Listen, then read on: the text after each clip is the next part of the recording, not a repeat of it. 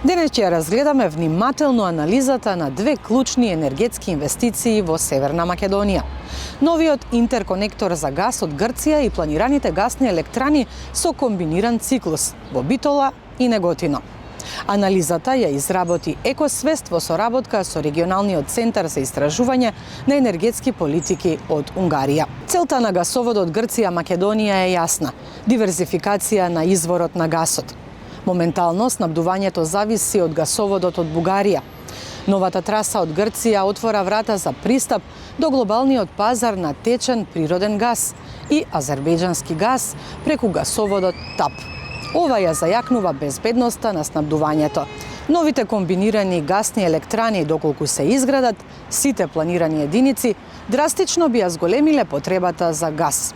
Сегашната потрошувачка од околу 3 терават часови годишно би скокнала на проценети 13 терават часови годишно.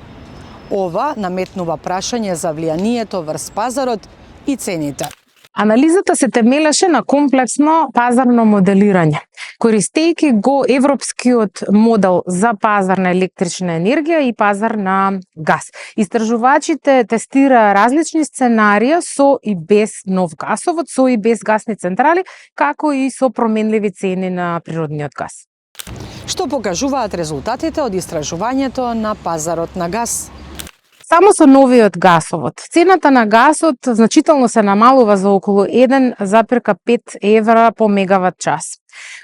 Доколку се изградат и гасните централи, ова намалување е помало, изнесува од 0,3 до 0,5 евра по мегават час.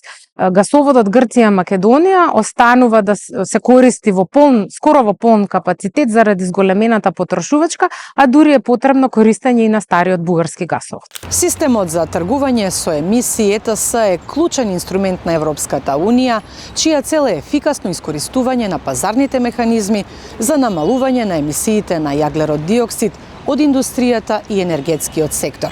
Ако ние сме дел од ЕТС, тоа дополнително ја намалува профитабилноста на гасните централи, бидејќи цената на емисиите го зголемува оперативниот трошок. Доколку изградиме гасни централи, а при тоа не се приклучиме кон европскиот ЕТС систем, инвеститорите би можеле да лобираат за уште подоцнежен рок за приклучување кон овој систем. Ова на почеток би можело да ја зголеми профитабилноста на овие гасни централи, но на долг рок резултатот е катастрофален. Ние всушност ќе емитуваме многу повеќе CO2 и при тоа нема да бидеме во состојба да ги исполниме климатските цели. При тоа ќе се зголемат емисиите на CO2 и на локално и на регионално ниво. Најважниот заклучок од оваа анализа е поврзан со одржливоста и климатските обврски, што ќе предизвика изградбата на две гасни електрани кај нас. Ваквата инвестиција се проценува за финансиски неодржлива, особено поради фактот што во регионот во исто време се приклучуваат други гасни централи кои го менуваат пазарот. Во исто време, на локално ниво емитуваме многу повеќе CO2 што го отежнува исполнувањето на климатските цели во нашата земја. Се соочуваме со избор да изградиме гасни централи, да го ограничиме увозот на електрична енергија, но при тоа да емитуваме многу повеќе CO2 со што ќе се соочиме со дополнителни трошоци и пенали, или комплетно да се фокусираме на декарбонизација со обновливи извори на енергија и внимателно управување со увозот на струја. Анализата поентира дека и во двата случаи енергетскиот систем е сигурен, но и иднината на енергетиката во земјата зависи од тоа која патека ќе биде избрана и под кои услови ќе се приклучиме на ЕТС системот.